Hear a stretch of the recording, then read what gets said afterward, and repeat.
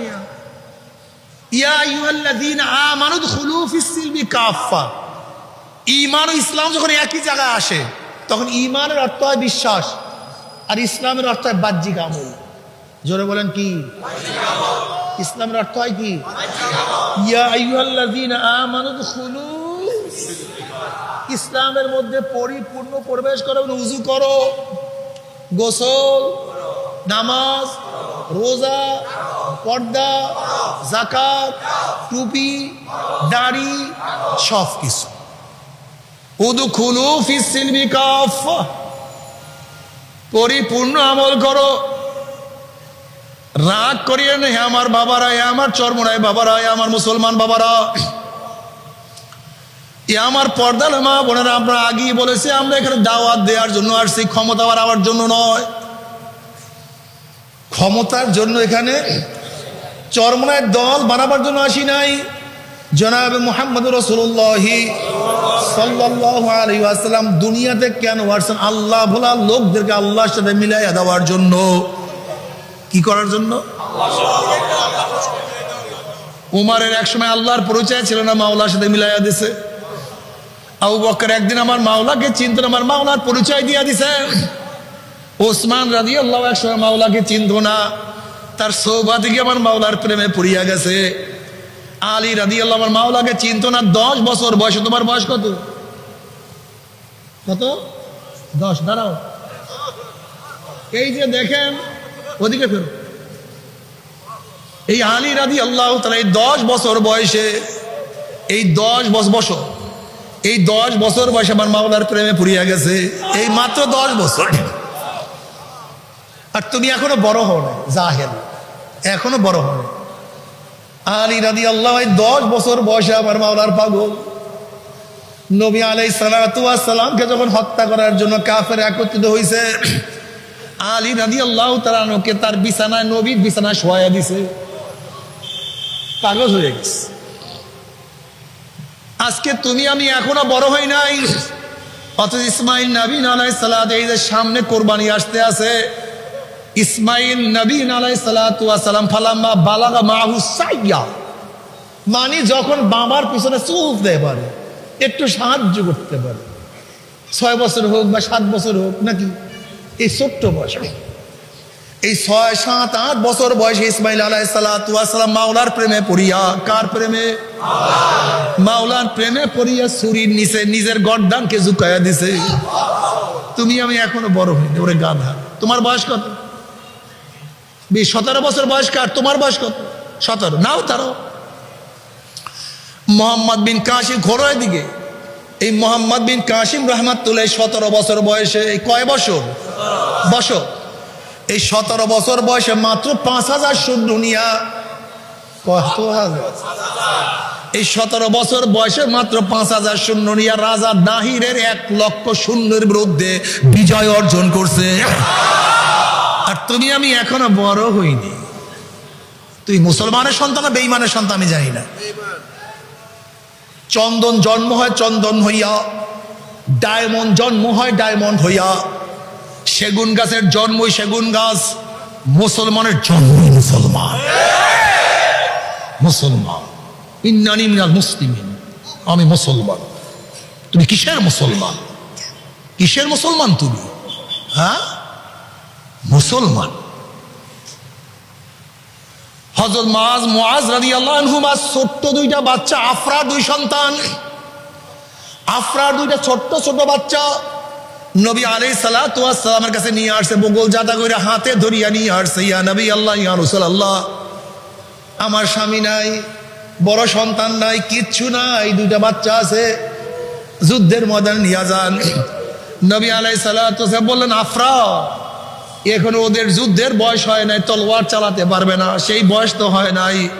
বলে, আমি জানি তাদের বয়স হয় নাই, কিন্তু ইয়া নবী আল্লাহ, ইয়া রাসূলুল্লাহ, আপনার উপরে যখন আঘাত আসবে আপনি ঢাল হিসেবে ব্যবহার করবেন, আঘাত যেন আপনার গায়ে না লাগে। মুসলমানের সন্তান।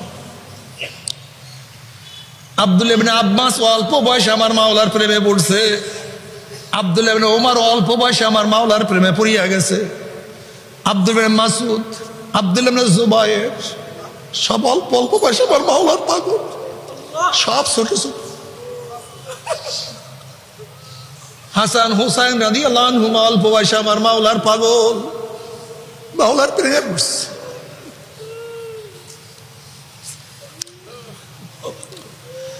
হযরত খাব্বাব খুবাইব রাদিয়াল্লাহু আনহু আমার মাওলার প্রেমে পড়ছে। হযরত খুবাইব রাদিয়াল্লাহু তাআলাকে যখন শুলে চড়ানো হয়েছে, বলে কি চাও? বলে 2 রাকাত নামাজ পড়তেছে, আর কিছু চাই না। বলে পড়ো। হযরত খুবাইব রাদিয়াল্লাহু তাআলা সংক্ষিপ্ত ভাবে 2 রাকাত নামাজ আদায় করলেন। সালাম ফিরাবার পরে বলে, দেখো আমি এত সংক্ষিপ্ত কখনো নামাজ পড়ি না, জানো আজকে নামাজ সংক্ষিপ্ত করার কারণ কি? তোমরা হয়তো ভাবতে পারো যে মৃত্যুর ভয়ে আমি নামাজ দীর্ঘ করতেছি, এর জন্য আমি নামাজকে সংক্ষিপ্ত করলাম। এখন তোমাদের ইচ্ছা, তোমরা যা ইচ্ছা তাই করো। হযরত খুবাইব রাদিয়াল্লাহু চেহারাখানা বারবার কাবার দিয়ে ঘুরায় রাখতে আছে, আর বেঈমানরা তার চেহারার উপরে পাথর নিক্ষেপ করে, ফিরাতে পারে না, ঘুরাইয়া ফালায় চেহারা। তখন তিনি কি বলেন? ফালাস্তু উবালি হিনা উক্তালু মুসলিমান আলা আইয়ি যামবিন কানা ফিল্লাহি মাসরাই ওয়া যালিকা ফি যাতিল ইলাহি ওয়া ইন ইয়াশা ইউবারিক ফি আওসালি শিলবিন মুজাম্মাজাই। হে বেঈমানের দলেরা, আমাকে কামার দিকে চেহারা রাখিয়া বা অন্য দিকে ফিরাইয়া আমাকে হত্যা করার আমার কোনো আফসোস নাই, কোনো পরোয়া নাই। কেন নাই? কেন? হিনা উক্তালু মুসলিমান, যেহেতু আমি মুসলমান অবস্থায় শহীদ হয়ে যাইতেছি,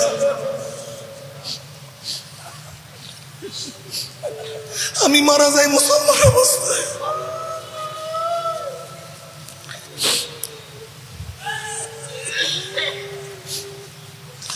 যেহেতু এই মুসলমান অবস্থায় মারা যাইতে আছে, আমার কোনো পরোয়া নাই।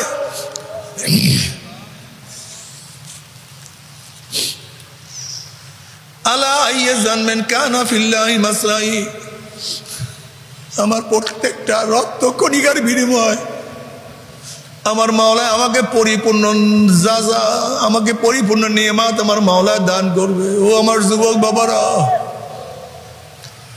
ও আমার যুবক বাবারা, আমার মুরব্বী বাবারা, ও পর্দালা মা বোনেরা, মাওলাকে নিয়া কবরে যাইও, মাওলাকে নিয়া কবরে যাইও। এ আমার বাবারা, এ আমার পর্দালা বাবারা, কেন খেয়াল করো না? ধরে নাও এক ব্যক্তি গোটা দুনিয়ার বাদশাহ, কিন্তু মাওলাকে নিয়া কবরে যাইতে পারে না, সে ব্যক্তি কামিয়াব, সফল হয়েছে না ব্যর্থ?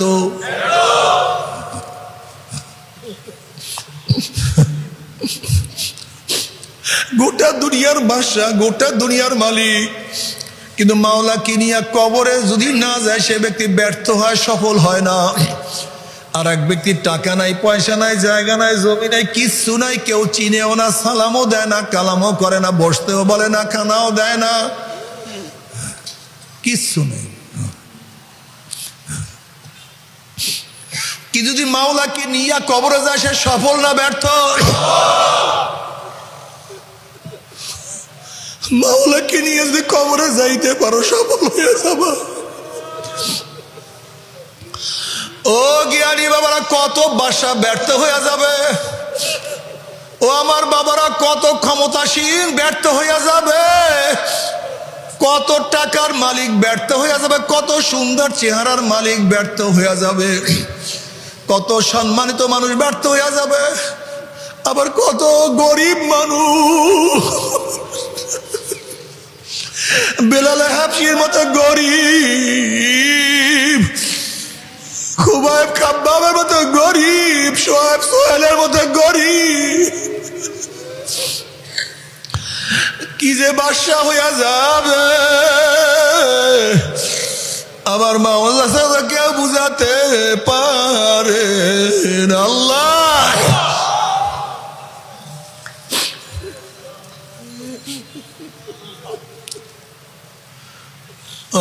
हकीकत से तो दुनिया बेखबर है, दुनिया की नुमाइश पर नजर है, दुनिया का दोस्ती मिस्ल का वसूल है, ज़ाहिरी में खुशनमा है, हकीकत में कुछ नहीं, ना कि सुना कि सुना कि सुना। তুমি কি দেখো না কত বাদশা মরিয়া গেছে, কেউ খবর নেয় না? তুমি কি দেখো না কত বড় লোক মাটি খাইয়া ফেলাইছে, কেউ তার খবর নেয় না? কত সুন্দর চেহারার মালিকরা পচিয়া গলিয়া শেষ হইয়া গেছে, কোনো খবর নাই। ওমর বিন আব্দুল আজিজ রহমাতুল্লাহ আলাইহি, গোটা দুনিয়ার মানুষ তুমি যাকে যতই মহব্বত করো না কেন, সে মারা যাওয়ার 3 দিন পরে তার চেহারার দিকে তাকাইতে পারবা না। মারা যাওয়ার 3 দিন পরে দেখবা শরীর ফুলিয়া গেছে, চেহারা বিবর্ষ হয়ে গেছে, শরীর ফাটিয়া ফাটিয়া পুষ পড়া শুরু করছে। আল্লাহ মাফ করিয়া দাও, কি যে গন্ধ। সুম্মা রাদাদনাহু আসফালা সাফিলিন।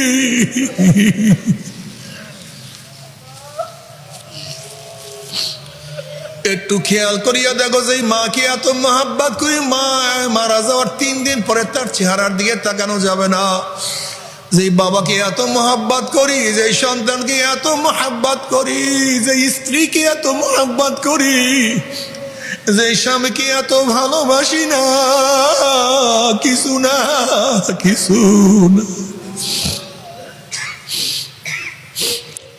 বাবার যদি ঘরের মালিকের সাথে পরিচয় থাকে, যত রাত্রি ঘরে ঢুকো না কেন কোনো টেনশন নাই। শ্বশুর বাড়িতে রাত 3টায় গিয়ে যদি নক করো, শ্বশুর বলবে কে? তুমি বলবা আব্বু আমি আপনার জামাই। অমনি শ্বশুর লাফ দিয়ে উঠো, আমার জামাই আসছে। দরজা খোল, বাতি জ্বালা, বিছানার ব্যবস্থা কর, খানার ব্যবস্থা কর, পানির ব্যবস্থা কর।